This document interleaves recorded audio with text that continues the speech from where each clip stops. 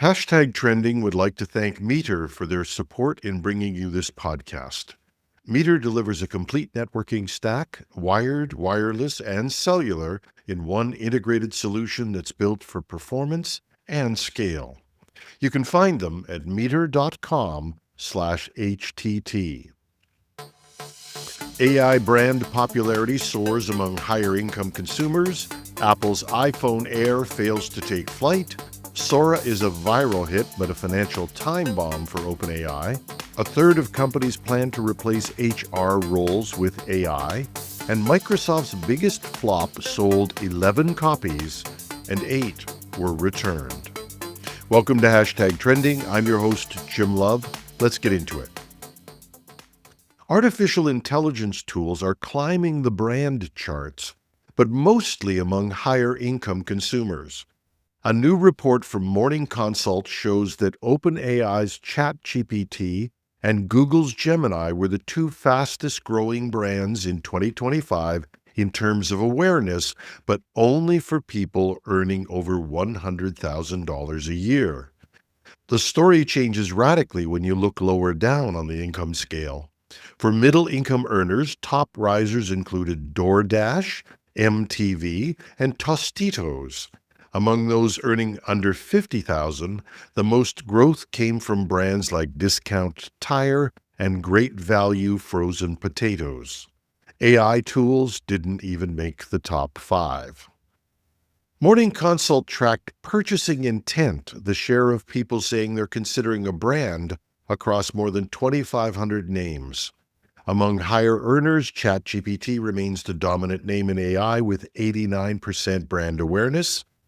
But Google's Gemini has quietly climbed from 62 to 78% this year, an interesting sign of how quickly it's gaining recognition.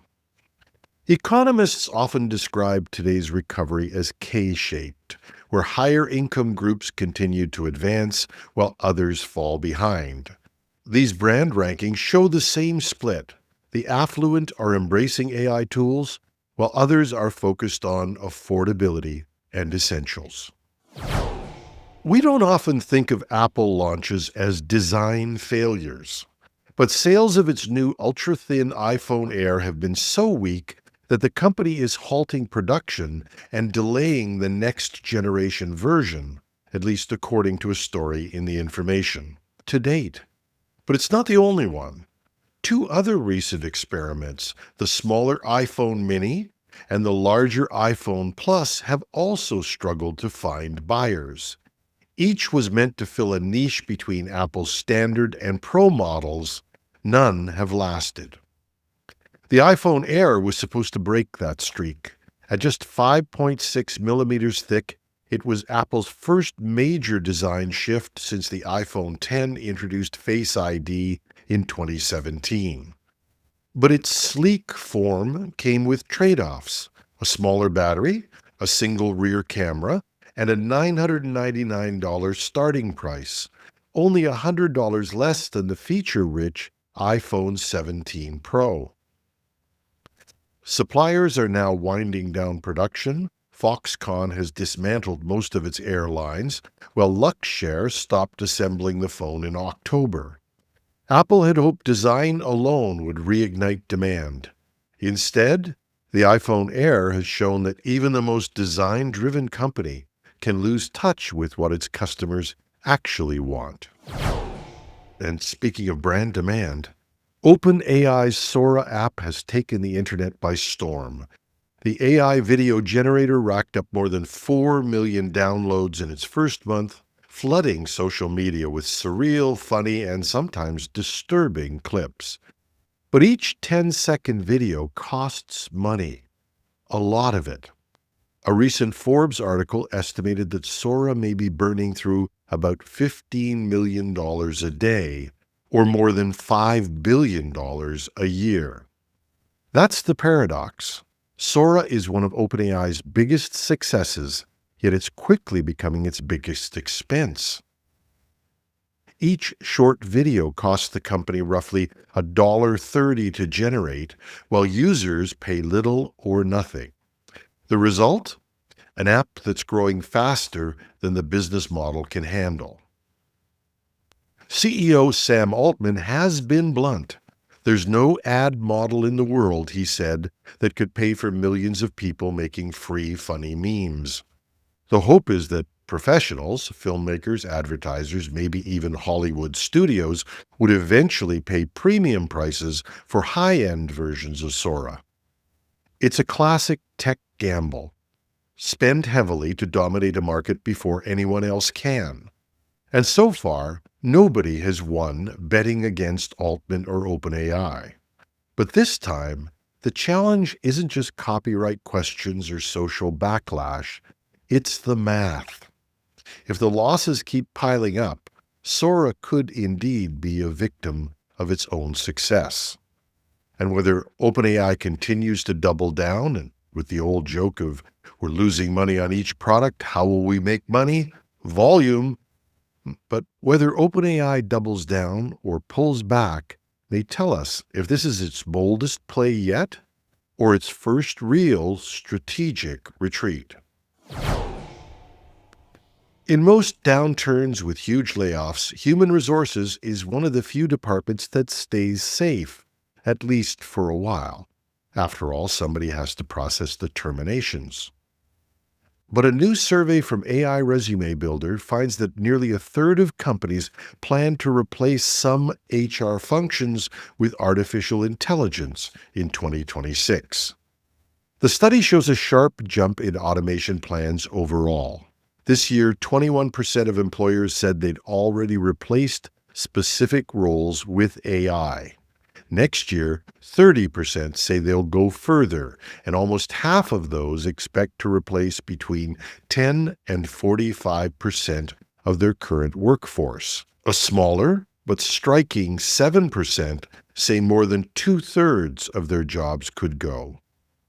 Now, it's a valid question as to whether this is a skewed result, but the rest of the report makes a lot of sense. Customer service remains the most vulnerable area, followed by administrative and technical support roles. HR and recruiting are both now on that list. This is the surprising turn, given that they usually are the ones managing layoffs and not facing them. Experts say that the trend reflects how deeply AI has embedded itself in everyday tasks like screening resumes, summarizing meetings, and even conducting preliminary interviews. Career advisor Rachel Surwitz suggests employees use this as a signal to upskill, not just to keep their jobs, but to stay relevant. 2 out of 3 employers now say workers with AI skills will have more security. There's a certain irony in seeing HR, the department that processes terminations, become one of the early casualties of automation. Well, at least they know where the Kleenex is kept and where to find a box for their stuff. We've talked about Apple's design misses in this show and OpenAI's success with a design that might bankrupt it. But for the all-time record in product failure, Microsoft still holds the crown. And it's not Clippy. The title belongs to a version of OS/2 for the Mac 20, a software and hardware combo from the mid-1980s that sold exactly 11 copies.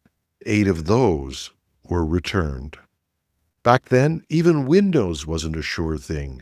Microsoft was still working with IBM on OS/2, an ambitious operating system that meant to replace both Windows and DOS. The Mac 20 was a special turbo card that promised to supercharge aging PCs by plugging in a faster Intel 8286 processor. To support it, Microsoft built a unique version of OS/2 that only worked with that card. A clever idea, but the market had already moved on.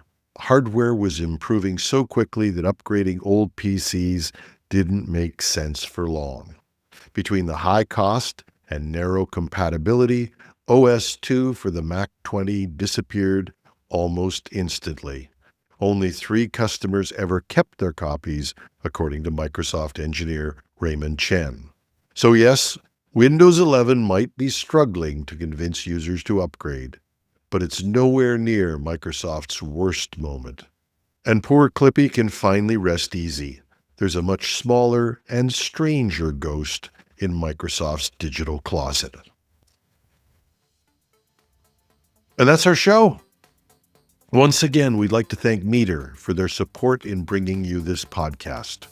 Meter delivers full-stack networking infrastructure, wired, wireless, and cellular to leading enterprises, and working with their partners, Meter designs, deploys, and manages everything required to get performant, reliable, and secure connectivity in a space. They design the hardware, the firmware, build the software, manage deployments, and run support. It's a single integrated solution that scales from branch offices, warehouses, and large campuses all the way to data centers. Book a demo at meter.com/HTT. That's meter.com/HTT. I'm your host, Jim Love. Have a wonderful Wednesday.